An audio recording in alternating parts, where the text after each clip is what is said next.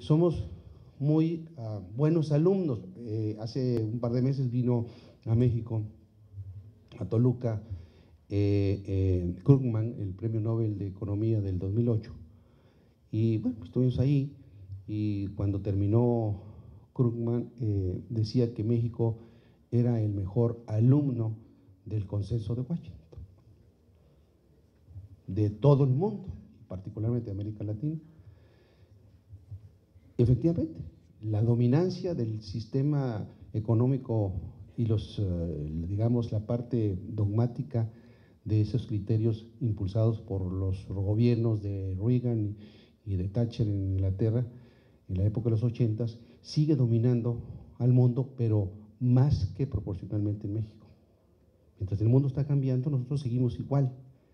En la peor época de la crisis económica y financiera de Estados Unidos, que fue el año pasado, el gobierno norteamericano, ¿cuándo íbamos a pensar en el 2007 o 3 meses o 6 meses antes que el presidente norteamericano Bush, precisamente, y después ahora Obama, iba a rescatar a la industria insigne del capitalismo norteamericano, que fue la industria automotriz? No, era un shock tremendo, fue un shock tremendo para aquellos economistas de esta corriente que dominan y que han dominado el escenario económico mundial.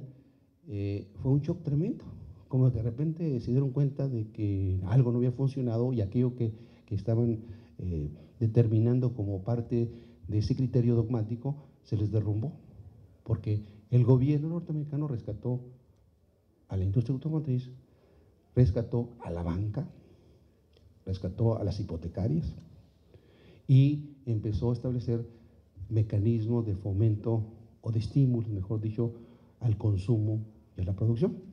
Al consumo, regresándole a las familias dinero relativamente en efectivo para que consumieran más. Se trataba de que consumieran más para reactivar la economía. Políticas públicas que en un país como Norteamérica estaban muy lejos de estar en los libros de texto de aquellos economistas o teóricos de la economía que durante los últimos 25 o 30 años habían dominado ese esquema. O bien, estímulos a la producción, como es en el presente año.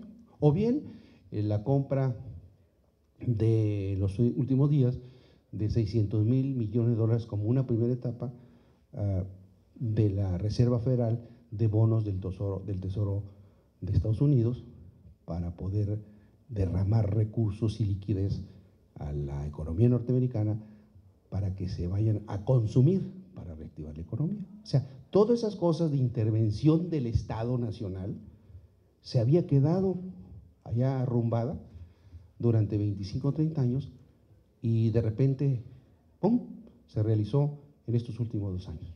O sea, es un cambio de paradigma en el proceso de ver las cosas. Yo siempre he dicho que lo que ayer era válido hoy ya no lo es, el mundo cambia. Nosotros en México hemos vivido 2 grandes sistemas económicos y políticos económicos dominantes. Aquello que se inició en 1933 y llegó hasta el 1980, a mediados del 75, 80 por ahí, que era el modelo de economía cerrada, del modelo de sustitución de importaciones, donde crecíamos al 6.5% promedio anual, donde generamos empleo, donde se construyeron las grandes carreteras, las grandes infraestructura, que se agotó el modelo ciertamente, porque el mundo también estaba cambiando, y luego el modelo que iniciamos a mediados del 85, cuando México entra al GATT en el 85, hasta la fecha, 25 años, 2 grandes etapas de la historia económica moderna nacional. El uno se agotó y el segundo, a mi opinión, ya se agotó. Y ya se agotó porque tenemos un país donde después de 25 años, tenemos un país con 55 millones de pobres, la mitad de la población de México. Tenemos un país que durante 25 años solamente hemos crecido al 2.2% promedio anual, en 25 años, del 85 a la fecha, promedio anual, y en los últimos 10 años, del 90 al 2000, hemos crecido al 1.5% promedio anual. Mientras los países emergentes como China crece al 10% promedio anual en los últimos 25 años. Países emergentes como Brasil está creciendo al 7 y al 8%. promedio al año. Países como la India, como Corea del Sur, como Singapur, como Chile, aquí en Latinoamérica, crecen esas tasas. Entonces son países emergentes que están haciendo algo y que nosotros no estamos haciendo.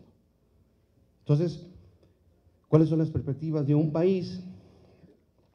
De un país como el nuestro, si nos vamos a la gráfica que sigue, esta gráfica ustedes la van a entender muy bien, como buenos ingenieros. En el eje izquierdo pues está el incremento de la población económicamente activa, en el eje horizontal está los años por sexenios, de 1934 a la fecha, al año pasado, y vemos cómo las barras amarillas es el empleo formal, entendido el empleo formal, aquel que está inscrito en el Instituto Mexicano del Seguro Social. Empleo formal, que es permanentes y eventuales. Permanente eventual. Y vemos que durante los años, a este indicador, yo le llamo COSOFO, que es el coeficiente de suficiencia ocupacional formal. El COSOFO, durante los años del 1934 a 1970,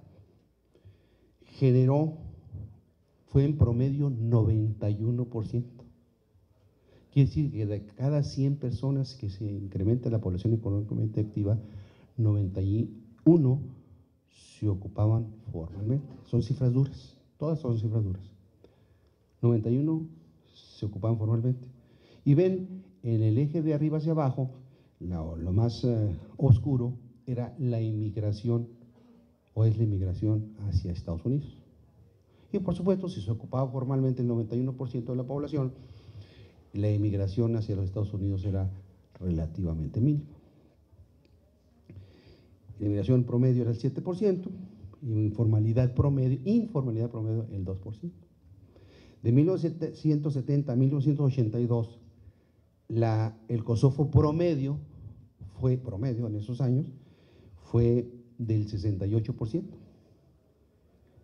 La inmigración empezó a crecer al 16% promedio y la informalidad promedio fue al 16%.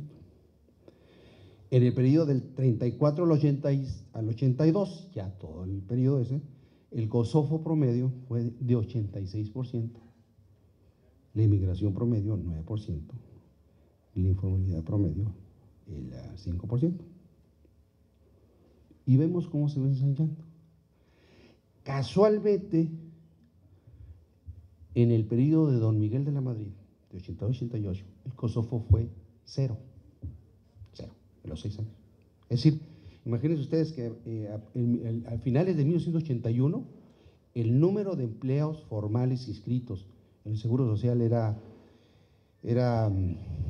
como 8 millones de empleados formales inscritos en el Seguro Social a finales de 1981, y al finalizar 1987 eran los mismos 8 millones de personas inscritas en el Seguro Social.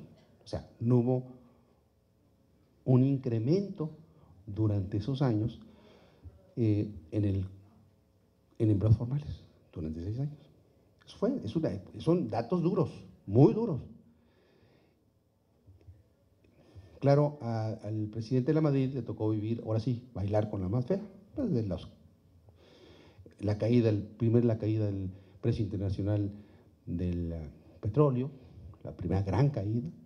Le tocó vivir el tema de los terremotos de la Ciudad de México, le tocó el problema de ordenamiento de las finanzas públicas, traíamos un déficit de alrededor del 18% del PIB en aquella época, porque durante el periodo de don José López Portillo y del periodo de Echeverría, y hay que entenderlo también, trataron de impulsar el crecimiento económico que sí se dio, como ustedes lo ven ahí en